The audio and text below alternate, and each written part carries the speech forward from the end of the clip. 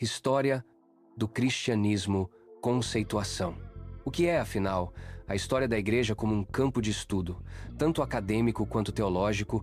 Olha só, a história da Igreja, no seu conceito fundamental, é aquela disciplina, tanto acadêmica quanto teológica, que se dedica a investigar, descrever, analisar e interpretar de forma crítica e com método o passado da comunidade cristã, a eclesia, que é a assembleia daqueles que foram chamados por Deus em Cristo, desde as suas origens lá no século I até os dias de hoje.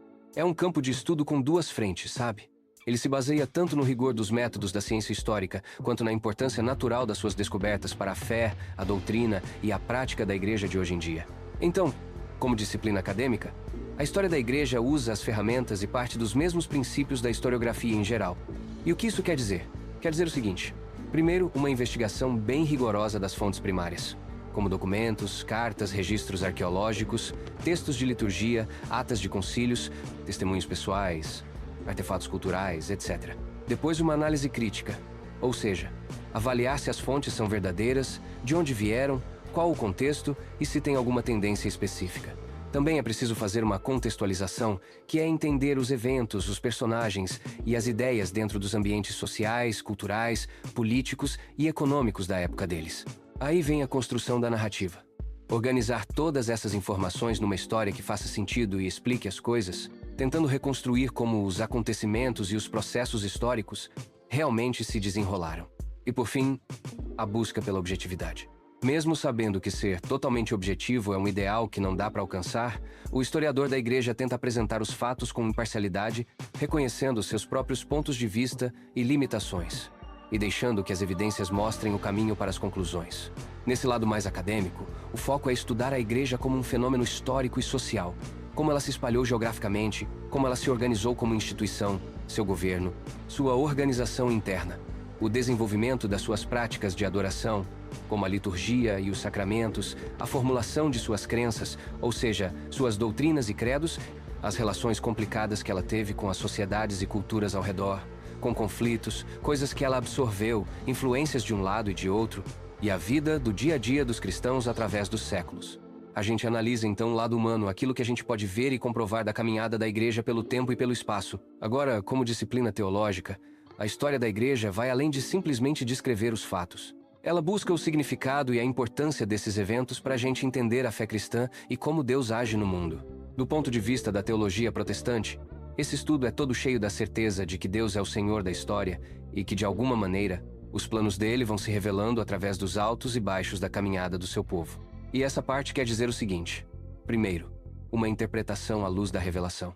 Isso é analisar o passado da Igreja usando como base as Escrituras Sagradas, que são reconhecidas como a Palavra de Deus, aquela que dá a norma e tem autoridade para a fé e para o que a gente faz. Segundo, procurar entender a ação da providência de Deus.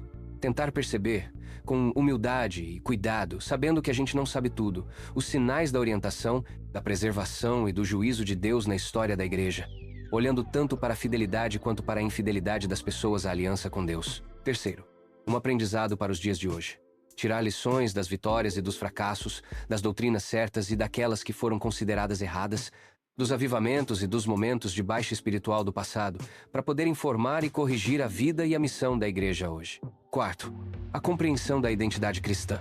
Entender como a identidade da Igreja e suas diferentes tradições, incluindo a própria tradição protestante, foram formadas por eventos, debates e movimentos históricos muito importantes. E quinto, a contextualização da doutrina.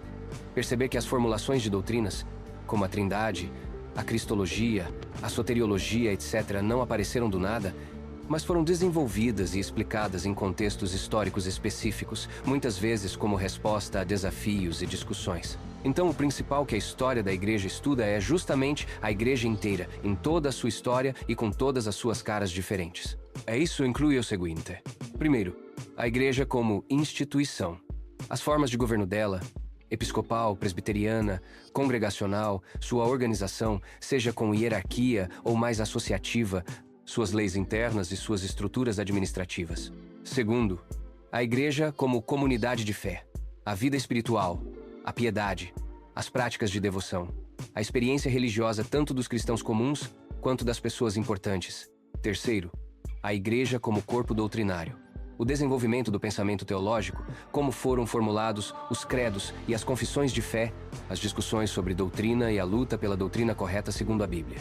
Quarto, a igreja como agente missionário, a história de como o evangelho se espalhou, as estratégias de missão, o encontro do cristianismo com outras culturas e religiões. Quinto, a igreja como praticante do culto, a evolução da liturgia, dos sacramentos ou ordenanças, dos hinos e cânticos e também da arquitetura das igrejas e da arte religiosa. Sexto, a igreja em interação com o mundo, as relações dela com o Estado, a cultura, a filosofia, a ciência, a economia e os movimentos sociais. E sétimo, os movimentos de reforma e renovação. Aqueles esforços que aconteceram dentro da igreja para corrigir desvios, voltar às fontes bíblicas e dar uma nova vida à espiritualidade, como foi a reforma protestante lá no século XVI, mas também outros movimentos que aconteceram ao longo da história. Então, para resumir, a história da igreja é essa disciplina que conta e analisa a caminhada que não para do povo de Deus desde o dia de Pentecostes, entendendo essa história como algo que é ao mesmo tempo divino e humano. É o estudo da peregrinação da eclesia, da igreja, através dos séculos, com seus momentos de glória e suas misérias, suas fidelidades e infidelidades, seus triunfos e suas tragédias, mas sempre debaixo do olhar soberano daquele Deus que a chamou e que a mantém de pé. Ela funciona como uma ligação muito necessária entre o testemunho dos apóstolos, que está registrado lá no Novo Testamento, e a vida da igreja aqui no século XXI. Ela nos dá perspectiva, sabedoria e aquela sensação de que a gente faz parte daquela multidão enorme de testemunhas que vieram antes de nós na fé, como está em Hebreus, capítulo 12, versículo 1. Se você gostou, segue e compartilha.